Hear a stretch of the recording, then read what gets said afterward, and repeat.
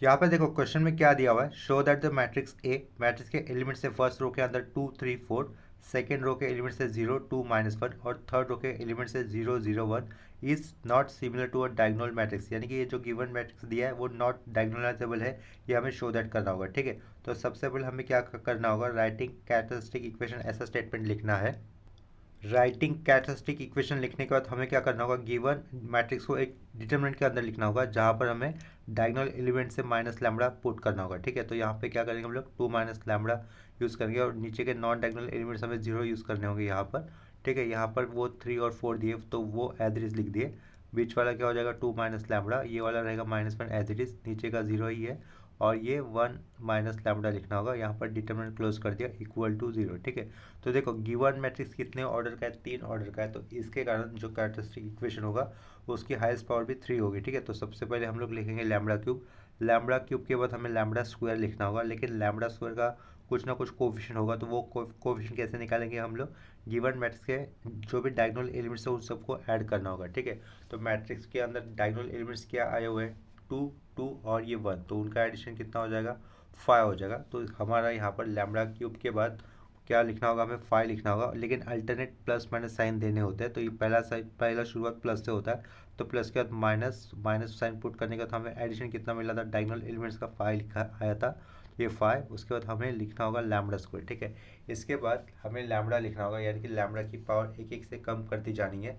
शुरुआत में 3 लिखा, लैम्बडा क्यूब लिखा, फिर लैम्बडा स्क्वायर लिखा, बाद में क्या आएगा, लैम्बडा आएगा, लेकिन उसका कोएफिशिएंट कैसे निकाले, देखो जो लैम्बडा आएगा उसका कोएफिशिएंट निकालने के लिए हमें क्या करना होगा, गिवन मैट्रिक्स में से सबसे लेफ्ट मोस्ट कॉर्नर ऊपर की तरफ से 4 एलिमेंट सेलेक्ट करने होंगे। यानी कि गिवन मैट्रिक्स में देखो 2 3 0 2, क्या कहा, 2 3 0 2, ये लेफ्ट मोस्ट कॉर्नर में आने वाले 4 एलिमेंट्स है, तो उसको हमें दूसरे पेज पे यहाँ पे साइड में लिख लेता हूँ, 2 3 ये 0 2 लिख दिया डिटरमिनेंट्स के अंदर, प्लस साइन दे दिया। अभी राइट मोस्ट कॉर्नर के नीचे की तरफ से आने वाले 4 एलिमेंट, क्या कहा, राइट मोस्ट कॉर्नर के नीचे की तरफ से आने वाले 4 एलिमेंट वो कौन से होंगे, 2 -1 0 1, ये साइड में लिखा 2 -1 0 1 लिख दिया, डिटरमिनेंट क्लोज कर दिया, प्लस दिया, फिर आगे एक दूसरा डिटरमिनेंट। अभी जो लास्ट में डिटरमिनेंट लिखा है वहाँ पे हमें क्या करना, यूज़ करना होगा, चारों कॉर्नर्स पे आए हुए हमें एलिमेंट्स यूज़ करने होंगे। ठीक है, इसका मतलब यहाँ पे 2 होगा, यहाँ पे 4 होगा, यहाँ पे 0 होगा और यहाँ पे 1 होगा। ठीक है, चारों कॉर्नर से जो भी एलिमेंट्स आए वो हमें यूज़ करने होंगे। फर्स्ट रो में आए हुए 2 और 4 और सेकेंड रो में यूज़ करने हमें 0 और 1। ठीक है, इतना लिखा हुआ समझा होगा, तो यहाँ से हम लोग हर एक वैल्यूज़ का डिटरमिनेंट निकालेंगे और उनको ऐड कर देंगे। तो देखो फर्स्ट टर्म क्या मिल रहा है, 2 × 2 4, 4 - 0 0, ये 4 हो जाएगा, तो ये 4 लिखा है एज इट इज़। 2 × 1 2 हो जाएगा, 0 × -1 ये 0 रहेगा, तो यहाँ से क्या आएगा, ओनली +2 आ जाएगा। 2 × 1 2 और ये 0 × 4 0 0 हो जाएगा, तो यहाँ से कितना मिलेगा, 2 मिलेगा। ठीक है, तो 4 + 2 + 2 कितना हो जाएगा, रिजल्ट 8 हो जाएगा। तो यहाँ पर हम लोग क्या लिखेंगे, यहाँ पर 8 लैम्बडा लिखेंगे। ठीक है, लेकिन जो साइन कैसे यूज़ करने, प्लस माइनस प्लस। ठीक है, तो इसके कारण ये 8 लैम्बडा लिखा। लास्ट में क्या करना होगा, हमें गिवन मैट्रिक्स जो दिया है उसका डिटरमिनेंट निकालना है, तो इस गिवन मैट्रिक्स का डिटरमिनेंट निकालने के बाद जो भी वैल्यू आएगी वो यहाँ पर माइनस साइन देकर पुट करनी होगी। अगर प्लस आती है तो माइनस साइन देकर लिखेंगे, या फिर मैट्रिक्स का डिटरमिनेंट अगर निगेटिव आता है तो यहाँ पर देखो प्लस माइनस, तो ये माइनस माइनस यहाँ पर हम लोग प्लस वैल्यू में लिख सकते हैं। ठीक है, तो सबसे पहले इस मैट्रिक्स का डिटरमिनेंट कितना आता है ये फाइंड आउट कर लेते हैं, तो कैलकुलेट से उसका डिटरमिनेंट अलग से फाइंड आउट करके रखता हूँ।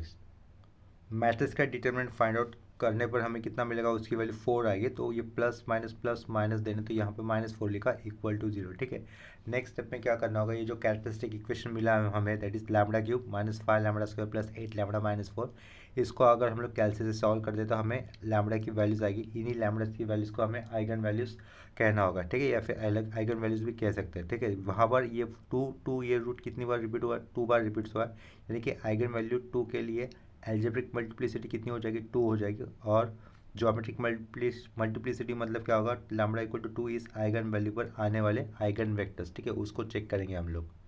बिफोर दैट यहाँ पर साइड में लिखना होगा, these are the eigen values, this are the eigen values. ठीक है, ऐसा लिख दिया साइड में, आइगन वैल्यूज।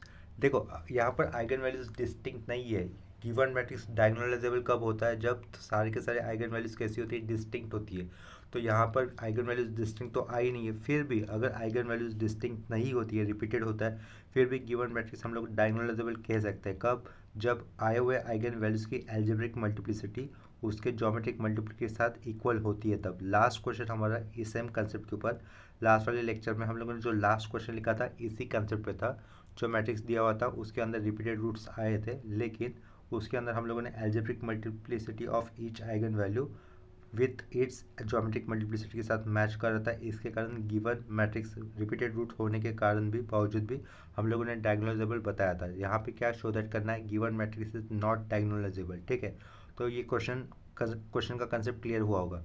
यहाँ पे क्या लिखा हुआ, this are the eigen values. इसके बाद हमें क्या करना होगा, नाउ पुट, यहाँ पे क्या लिखा देखो, now put lambda one equal to 2 in square bracket के अंदर ए लिखना है minus lambda I square bracket close X is equal to 0। ठीक है, ये जो ऊपर का डिटरमिनेंट दिख रहा है उसे हमें अभी मैट्रिक्स के अंदर लिखना होगा, और लैम्बडा की वैल्यू कितनी कंसिडर करनी है, हमें 2 कंसिडर करनी है। ठीक है, ये फर्स्ट एलिमेंट क्या हो जाएगा, डायगोनल एलिमेंट्स 0 0, और लास्ट में क्या रहेगा, -1 रहेगा डायगोनल एलिमेंट्स के अंदर। ये 0, ये 3, ये 4 लिख दिया, ये 0, यहाँ पे 0, और ये -1 रहेगा, ये 0 0, ये कितना हो जाएगा 1 - 2 यानी कि -1 रहेगा। यहाँ पर स्क्वायर ब्रैकेट क्लोज कर दिया, और यहाँ से क्या लिखेंगे, x1 x2 और x3 लिखेंगे। लास्ट में क्या आएगा, इक्वल टू में 0 0 0 0 0 0। ठीक है, नेक्स्ट स्टेप में देखो, यहाँ पर हम लोग क्रैमर्स रूल अप्लाई कर सकते हैं। क्यों अप्लाई कर सकते हैं, यहाँ पर देखो सेकेंड रो और थर्ड रो इक्वल है, लेकिन फर्स्ट रो के एलिमेंट्स और सेकेंड रो के एलिमेंट्स बिल्कुल अलग है।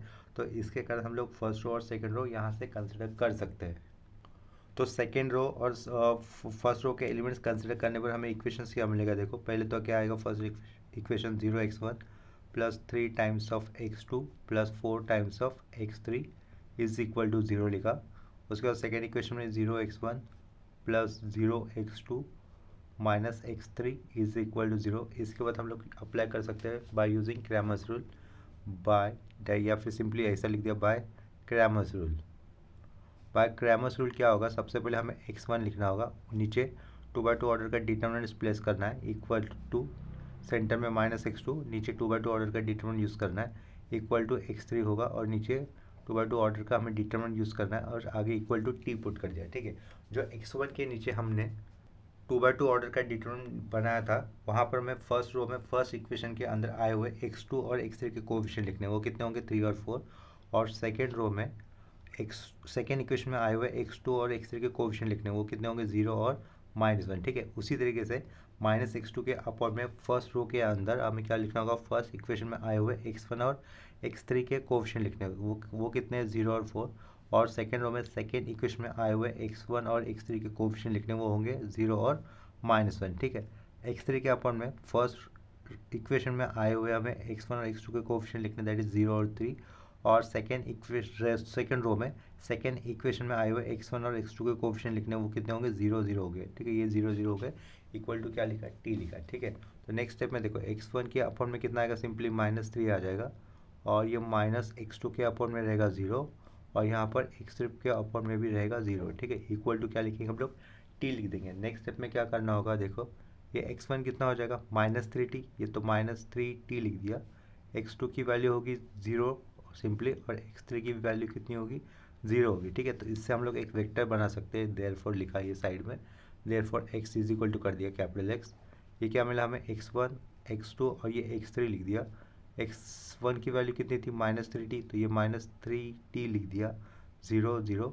नेक्स्ट टाइम हम लोग किसको बाहर निकाल सकते हैं, -3t को आउटसाइड ले सकते हैं, अंदर क्या बचेगा 1 0 0। ठीक है, तो हमें यहाँ पर हियर 1 0 0 ये आइगन वेक्टर मिला ना, देखो here 1 0 0 is the eigen vector corresponding to the eigen value lambda equal to 2, ऐसा मिला है हमें।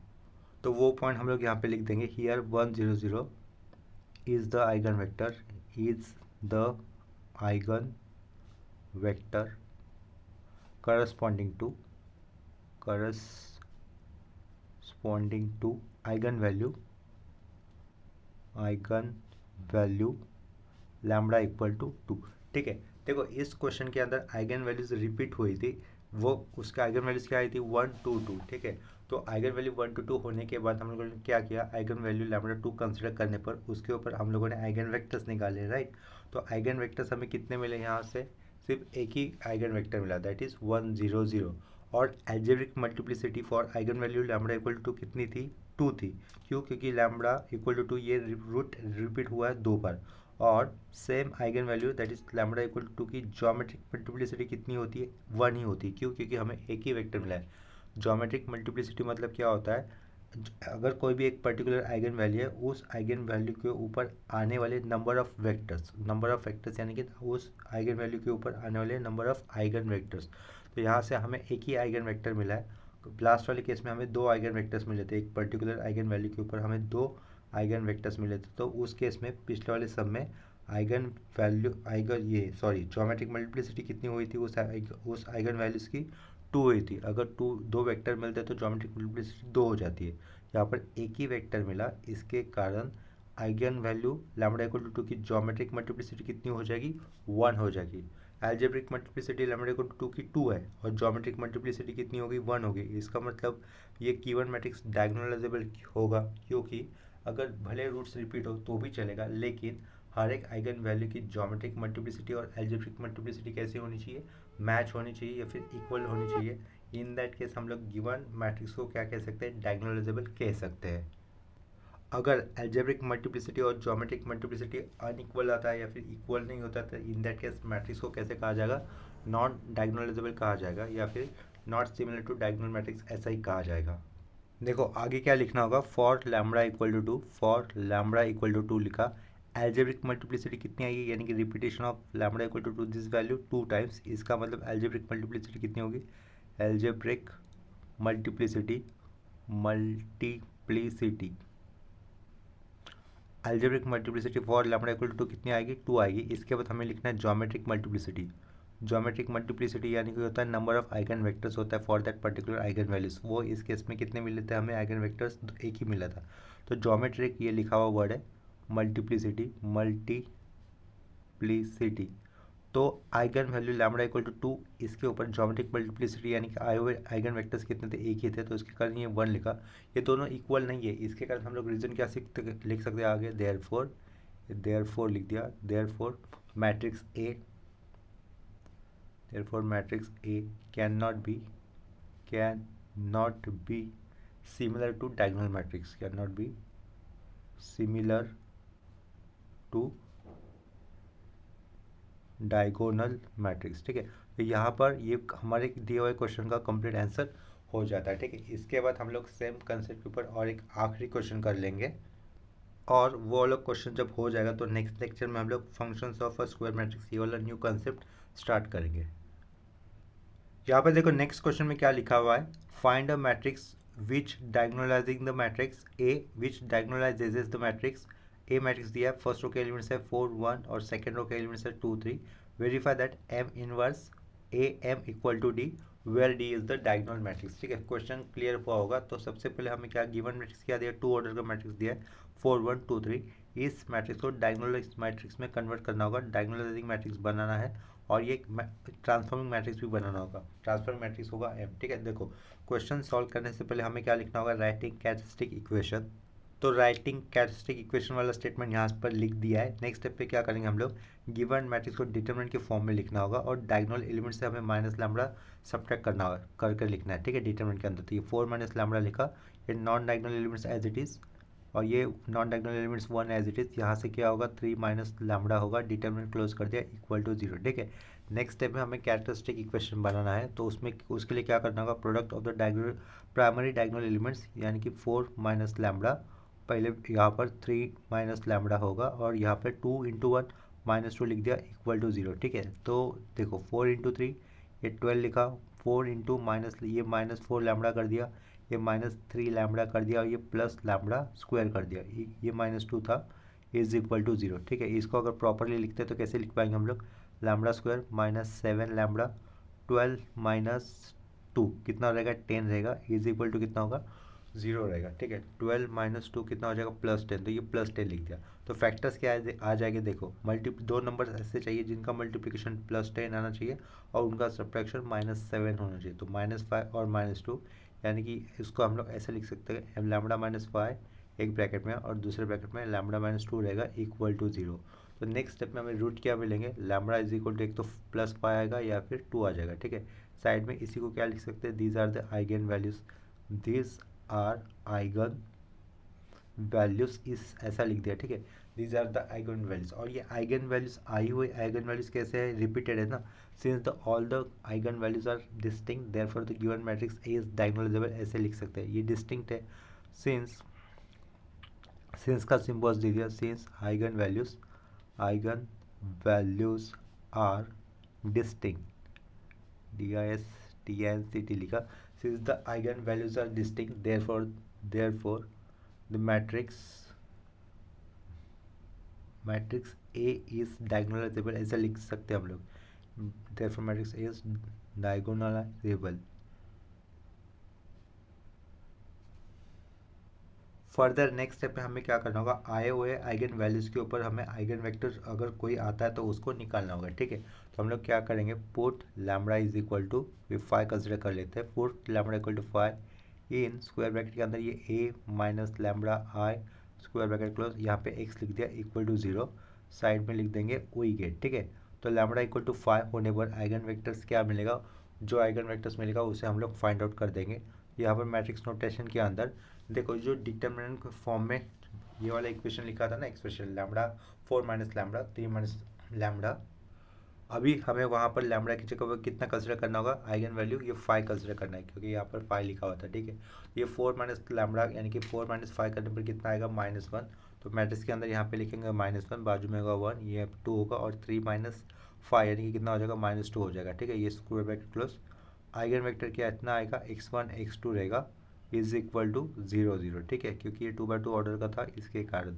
नेक्स्ट स्टेप में क्या करेंगे, देखो ये आइगन वेक्टर लिखा है x1 x2 एलिमेंट के टर्म के साथ, इक्वल टू में क्या रहेगा, 0 0 रहेगा, क्योंकि इसकी ऑर्डर 2/2 मैट्रिक्स का ऑर्डर था ये। फर्स्ट इक्वेशन क्या बनेगा, फर्स्ट इक्वेशन बनाने से पहले देखो यहाँ पर हम लोग क्रैमर्स रूल अप्लाई नहीं करने वाले, क्योंकि ये 2 ही ऑर्डर का गिवन मैट्रिक्स है, तो इसके कारण हम लोग क्या करेंगे, गिवन मैट्रिक्स को अपर ट्रायंगुलर फॉर्म में लाएंगे। अपर ट्रायंगुलर मैट्रिक्स में लाने के लिए हमें क्या करना होगा सिर्फ ये वाले 2 को 0 लाना होगा। तो यहाँ पर इस 2 की पोजीशन पे 0 कैसे आ सकता है, अभी देखो ये जो 2 है वो कौन से रो में, सेकेंड रो में, राइट, वो 2 है सेकेंड रो में, यहाँ पर लिखा R2, और R2 की जगह पे कितना था, 2 था, तो 2 माइनस 2 करेंगे तो अपना काम हो जाएगा, क्या कहा, 2 माइनस 2 करेंगे तो हमारा काम हो जाएगा, तो ये R2 माइनस 2 तो लिखना होगा, लेकिन हमें R1 को ही यूज़ करना है, क्या कहा, हमें R1 को ही यूज़ करना है, तो R1 की जगह पे है कितना, -1 है, तो R1 की जगह पे है कितना, -1 है, यानी कि यहाँ पर -1 है और यहाँ पर माइनस है, अगर ये -2 इंटू -1 हो जाएगा तो प्लस हो जाएगा ना, और 2 + 2 4 हो जाएगा, तो हम लोग क्या करेंगे, इसको प्लस कर देंगे, तो 2 इंटू -1 -2, और ये +2 0, तो यहाँ पर भी क्या कर देंगे, +2 कर देंगे, प्लस साइन दे देंगे। देखो अब यहाँ पर R2 की जगह पे कितना था, ये 2 था, राइट, बीच में प्लस दे दिया, 2 इंटू R1 की जगह पे कितना था, -1, 2 इंटू -1 कितना हो जाएगा, -2, -2 और +2 0, ठीक है। तो इसके कारण हमें ये ऑपरेशन लिखना होगा गिवन मैट्रिक्स को अपर ट्रायंगुलर मैट्रिक्स बनाने के लिए, या फिर ये 2 की जगह पे 0 लाने के लिए क्या करना होगा, सिंपली हमें ये 2 यानी कि R2 एज इट लिखना है, प्लस 2 टाइम्स ऑफ R1 कर देना, 2 इंटू ये -1 -2 और ये +2 0 हो जाएगा, ठीक है। तो देखो फर्स्ट रो में कोई चेंजेस नहीं होने वाले, तो हमें first row as it is लिखना होगा, और सेकेंड रो में चेंजेस हो जाएंगे, तो सेकेंड रो में जो रिस्पेक्टिव चेंजेस होंगे वो हमें लिखने होंगे। First row as it is -1 1, ये कितना हो जाएगा, 0 हो जाएगा। R2 की जगह पे अभी है -2 प्लस 2 इंटू 1 +2 हो जाएगा, तो ये कितना हो जाएगा, 0 हो जाएगा, ठीक है। इतना समझ में आया होगा। नेक्स्ट स्टेप में देखो हम लोग क्या कर सकते हैं, यहाँ से फर्स्ट इक्वेशन बनेगा, क्या बनेगा वो, -x1 प्लस x2 बचेगा इक्वल टू 0, ठीक है। और late x2 is equal to हम लोग t मान लेते हैं, क्योंकि हमें कोई पेयर नहीं मिला ना, 0x1 और 0x2, तो x2 के लिए कोई पेयर बना ही नहीं, इसके कारण हम लोगों ने क्या किया, x2 is equal to T बना, x1 equal to T consider करते थे तो भी चलता था, लेकिन लास्ट वाले वेरिएबल को ही हम लोग हमेशा सब्स्टिट्यूशन दिया करेंगे, ठीक है। तो x2 इक्वल टू कितना कंसिडर किया, t कंसिडर किया, तो ये x2 इक्वल टू टी जो कंसिडर किया हम लोग फर्स्ट इक्वेशन में प्लेस कर देंगे, therefore -x1 plus T, x2 की जगह पे t यूज़ किया इक्वल टू 0, ये प्लस टी राइट साइड जाएगा तो क्या होगा, वो प्लस टी अगर राइट साइड जाता है तो माइनस हो जाएगा, तो ये लेफ्ट साइड में -x1 is equal to -t हो गया। देयरफॉर हमें कितना मिला, x1 इक्वल टू भी t मिल गया, x1 इक्वल टू भी कितना मिला, -t मिला, सॉरी यहाँ पे माइनस यहाँ पे माइनस, तो माइनस बैलेंस हो जाएगा, तो x1 भी हमें कितना मिला, t मिला। तो एक जो वेक्टर बनेगा वेक्टर के लिए कैपिटल एक्स लिखा, वेक्टर के अंदर एलिमेंट्स कितने होंगे, x1 और x2 ही रहेंगे, तो ये पहला x1 लिखा, बाद में ये x2 लिखा, इज इक्वल टू x1 कितना आया था अभी t आया था, और x2 भी कितना हम लोगों ने कंसिडर किया था, t कंसिडर किया था, तो यहाँ से हम लोग t को बाहर लेंगे तो अंदर क्या बचेगा 1 1, तो ये 1 1 जो मिला है वो है हमारा eigen vector at corresponding to lambda equal to कितना था, लैम्बडा इक्वल टू 5 होने पर, राइट। तो हम लोग वो वाला स्टेटमेंट नीचे लिख देंगे, here 1 1 is eigenvector corresponding to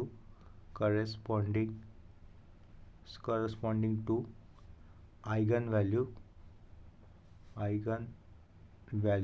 lambda equal to 5, ठीक है। अभी क्या करना है हमें, जो सेकेंड आइगन वैल्यूज आई थी दैट इज देखो 2 आई थी ना, तो आइगन वैल्यू 2 के ऊपर भी हमें जो आइगन वेक्टर आएगा उसे फाइंड आउट करना होगा, ठीक है। नाउ तो नहीं, उसके लिए क्या करना हमें, now put lambda equal to 2 in square bracket के अंदर a minus lambda I square bracket close x equal to O लिखा है, यानी कि वो नल मैट्रिक्स रहेगा। साइड में क्या लिखेंगे, वी गेट, तो हमें क्या करना होगा, जो पहला मैट्रिक्स लिखा था ना शुरुआत में हम लोगों ने डिटर्मिनेंट के अंदर, वहाँ पर लैम्बडा की वैल्यू कितनी कंसिडर करनी होगी, अभी 2 कंसिडर करनी होगी, ठीक है। यानी कि इस इक्वेशन में लैम्बडा की जगह पे अभी हम लोग 2 कंसिडर करने पर ये चेंजेस कैसे हो जाएंगे, 4 माइनस 2 2 रहेगा, ऊपर 2 नीचे 2, यहाँ पर 1, 3 माइनस 2 कितना हो जाएगा, 1 हो जाएगा, यानी कि 2 1 और ये 2 1 हो जाएगा, ठीक है।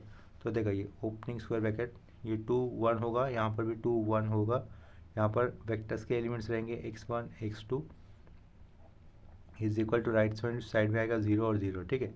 नेक्स्ट स्टेप में क्या करना है कि ये वाला जो अभी मैट्रिक्स मिला है ना हमें, उसको भी अपर ट्रायंगुलर मैट्रिक्स में कन्वर्ट करना होगा, यानी कि ए सेकेंड रो के अंदर ये जो 2 जहाँ पर है वहाँ पर हमें 0 लाना है, तो ये 0 लाने के लिए क्या करना होगा, सिंपली R2 माइनस R1 करना है, हमें क्या करना है, R2 माइनस R1। तो R2 माइनस R1 करने पर चेंजेस कौन से रो में नहीं हो रहे, फर्स्ट रो में, तो ये फर्स्ट रो का 2 1 एवरेज लिखा, यहाँ पर 0 0 हो जाएगा, ये x1 और ये x2 एवरेज रहेगा, राइट साइड का ये 0 0 भी एवरेज रहेगा, ठीक है। नेक्स्ट स्टेप में क्या लिख सकते हैं हम लोग, इक्वेशन बना सकते हैं, therefore 2 times of x1 plus single times of x2 equal to 0, तो यहाँ से भी हम लोग x2 को t मान लेते हैं। अगर x2 को t मान लेंगे हम लोग, तो ये 2 times of x1 plus t equal to कितना हो जाएगा, 0 हो जाएगा, देयरफॉर x1 की वैल्यू कितनी मिलेगी हमें, माइनस t/2 मिल जाएगी, ठीक है। इतना समझ में आया होगा। नेक्स्ट स्टेप में हम लोग क्या कर सकते हैं, एक कैपिटल एक्स लिख दिया, उसके अंदर ये वेक्टर का पहला एलिमेंट दैट इज x1, उसके बाद नीचे का दूसरा एलिमेंट दैट इज x2 लिखा, इज इक्वल टू x1 की वैल्यू कितनी मिली थी, माइनस t/2, और x2 की वैल्यू t कंसिडर किए थे, ठीक है। तो यहाँ से देखो माइनस t/2 को बाहर ले लिया, किसको बाहर ले लिया, माइनस t/2 को अगर हम लोग बाहर लेते तो यहाँ से क्या बचेगा, -2 बचेगा, क्योंकि हम लोगों ने माइनस नहीं +2 बचेगा, 2 2 विल गेट कैंसर, एक्चुअली 1 बचेगा ना, -t/2 बाहर ले लिया है, तो यहाँ पर ये +2 भी नहीं -2 भी नहीं, सिंपली कितना बचेगा, 1 बचेगा, तो उसको साइड में लिख लेते हैं, ठीक है। पूरा का पूरा -t/2 बाहर ले लिया ना, तो स्क्वायर ब्रैकेट के अंदर यहाँ से कितना होगा, सिंपली 1 हो जाएगा, और ये -t/2 बाहर दिखा देंगे हम लोग, -t/2 बाहर लिया हुआ है, तो उसको स्क्वायर ब्रैकेट के बाहर दिखाना होगा, -t/2 लिया हुआ, और ये सारा पार्ट मिटाया हुआ है, ये जो सर्कल कर दिया ना उसको इग्नोर कर दो आप लोग, ये जो सर्कल किया हुआ है उसको इग्नोर कर दो, वो वाला पार्ट नहीं है। लास्ट में स्क्वायर ब्रैकेट के बाहर क्या लिया है, -t/2 बाहर लिया है, तो ये पूरा बाहर आ जाएगा, उसकी जगह पे कुछ नहीं होगा, तो 1 होगा, ठीक है। अगर तो यहाँ पे क्या होना चाहिए, -2 होना चाहिए, देखो -t/2 इंटू -2 करूँगा तो ये माइनस माइनस प्लस, और 2 2 will get cancer, only t रहेगा ना फिर, ठीक है। तो इसका मतलब लैम्बडा इक्वल टू 2, इस आइगन वैल्यू पे ऊपर हमें वेक्टर क्या मिलेगा, 1 और -2 मिलेगा, ठीक है। इतना क्लियर हो गया, तो हम लोग आगे क्या लिख सकते हैं, हियर 1 -2 is eigenvector,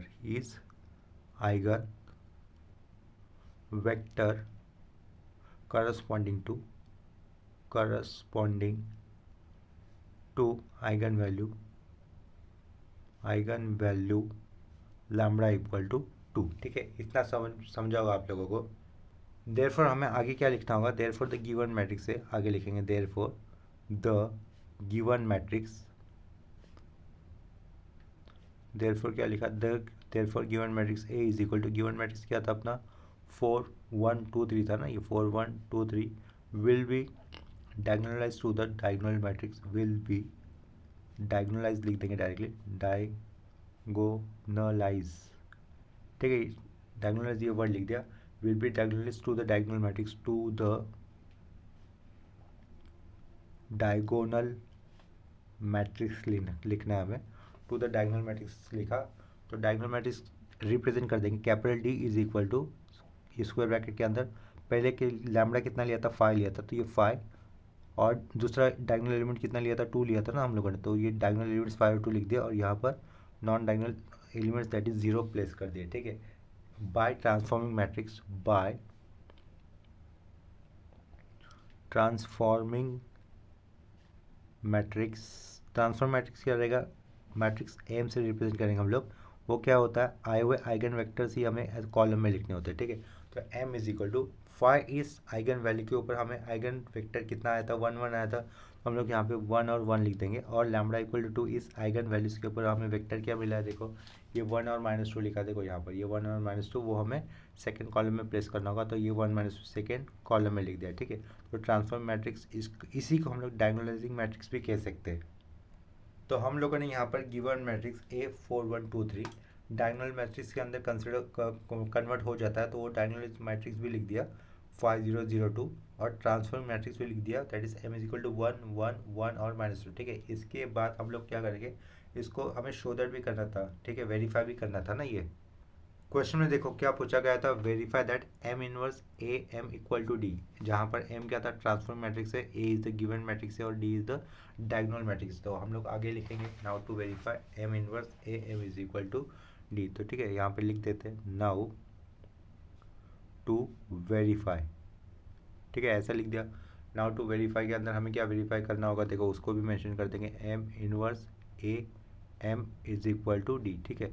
तो ये क्या लिखा, सिंस लिखा, हमें M कितना पता था, M 1 1 और ये 1 -2 था, first row column 1 1, second column था 1 और -2, ठीक है।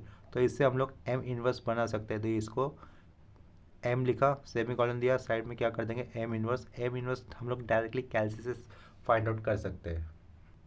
M पता होने पर हम लोग M इनवर्स डायरेक्टली कैलसी से निकाल सकते हैं, तो वो कितना आ रहा है देखो यहाँ पर निकाला हुआ है, ये 2/3 लिखा है, ये देखो इसको हाईलाइट किया ना उसने, तो इसका मतलब ये एलिमेंट कितना है 2/3 साइड में, तो जिसमें हम लोग 1/3 को बाहर ले लेंगे, तो ये एलिमेंट लिख देंगे, फर्स्ट रो फर्स्ट कॉलम का एलिमेंट लिखा 2 लिखा, साइड में स्क्रॉल किया तो वो एलिमेंट कितना दिख रहा है 1/3, तो 1/3 तो बाहर लिखा हुआ है, तो ये रहेगा सिंपली यहाँ पर 1, उसके नीचे 1/3 है, तो 1/3 बाहर लिया था, ये 1 रहेगा, उसके साइड में देखो लास्ट में ये -1/3 लिखना होगा, तो 1/3 तो बाहर लिखा हुआ है, तो ये कितना रहेगा सिंपली -1 हो जाएगा, ठीक है। इतना क्लियर हो गया, उसके ऊपर क्रॉस चेक कर लेते हैं, चलो सही हो गया, ठीक है। तो M इनवर्स लिखा, M पता होने पर M इनवर्स लिखा हुआ, और D क्या था डायगोनल मैट्रिक्स था, जो कि हम लोगों ने प्रीवियस के स्टेप में ऑलरेडी मेंशन किया हुआ है, ठीक है। तो यहाँ पर चेक कर लेते हैं, LHS is equal to LHS लिख दिया, ठीक है। तो LHS लिखने पर पहले हमें M inverse A given matrix that is अपना क्वेश्चन का, और आगे M लिख दिया। आगे हमें इनका मल्टीप्लिकेशन करना है, तो M इनवर्स मैट्रिक्स क्या था 1/3 और स्क्वायर ब्रैकेट के अंदर 2 1 1 -1 लिखा, इसके बाद हमारा क्वेश्चन दैट इज क्या था 4 1 2 3, ये मैट्रिक्स था क्वेश्चन के अंदर, और लास्ट में M मैट्रिक्स ऊपर दिया हुआ है 1 1 1 -2, ठीक है। तो हम लोग क्या करेंगे कैलसी के अंदर M इनवर्स A और M इस मैट्रिक्स को फीड कर देंगे, और डायरेक्टली उसका मल्टीप्लिकेशन कर सकते हैं, ठीक है। तो उसको हम लोग कर देंगे, तो फाइनल आंसर राइट साइड में क्या आता है उसको चेक कर लेते हैं। इन तीनों मैट्रिक्स का मल्टीप्लिकेशन करने पर कैलसी से हमें वैल्यू कितनी मिलेगी, राइट साइड में मैट्रिक्स मिलेगा, देखो यहाँ पर लिखा हुआ है 5002, ठीक है। यही तो डायगोनल मैट्रिक्स लिखा होता था हम लोगों ने 5002, जो कि हमारे यहाँ पर प्रूव दैट हो गया, ये 0 है, ठीक है, ये हमारा प्रूव दैट हो गया। आगे आप लोग क्या लिख सकते हैं RHS लिख सकते हैं, RHS, और लेफ्ट साइड में रहेगा ये LHS, दैट इज क्या मिला हमें M inverse A M is equal to D मिला, विच इज़ वेरीफाइड, या फिर हैंस वेरीफाइड लिख सकते हैं, हैंस वेरीफाइड। यहाँ पर हमारा डायगोनलाइजेशन ऑफ मैट्रिक्स ये वाला कंसेप्ट अच्छी तरीके से कंप्लीट हो जाता है एग्जाम पॉइंट ऑफ व्यू, और एग्जाम में इस कंसेप्ट के ऊपर क्वेश्चन मोस्टली पूछा ही जाता है। तो अभी के लिए ये लेक्चर हम लोग यहीं पे स्टॉप कर देते हैं, और आज के लिए सब में अगर प्रॉब्लम है, कहीं पर अगर डाउट आता है आपको, तो आप लोग मुझे कमेंट सेक्शन में इन्फॉर्म कर सकते हो, ठीक है। तो नेक्स्ट लेक्चर में हम लोग न्यू कंसेप्ट स्टार्ट करेंगे, that is function of a square matrix. तो मिलते हैं नेक्स्ट लेक्चर में, तब तक के लिए बाय एंड टेक केयर।